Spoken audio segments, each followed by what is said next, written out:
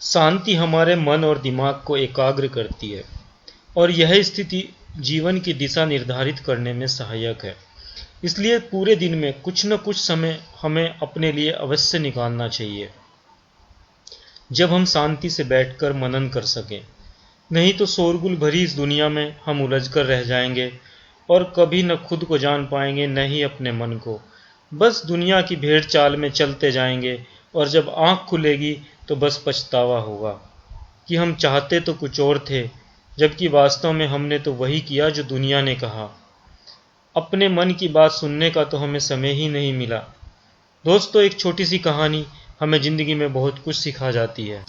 एक बार की बात है, एक किसान अपने खेत के पास स्थित अनाज की कोठी में काम कर रहा था और काम के दौरान उसकी घड़ी कहीं खो गई। वह घड़ी उसके पिता ने उसे गिफ्ट में दी थी, इसलिए उसे उस घड़ी से कुछ ज़्यादा ही लगाव था। उसने वह घड़ी ढूंढने की बहुत कोशिश की, कोठी का हर कोना छान मारा, लेकिन घड़ी नहीं मिली।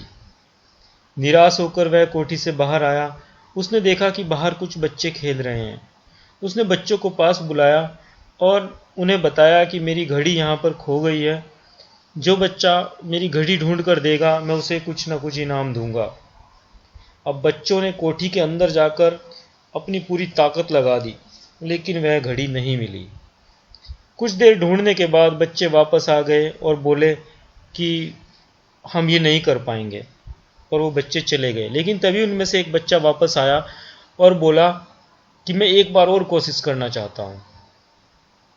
तब वह कोठी के अंदर गया और कोने में बड़े ध्यान से कुछ सुनने लगा, और थोड़ी देर के बाद ही वह घड़ी लाकर उसने उस आदमी को दे दी।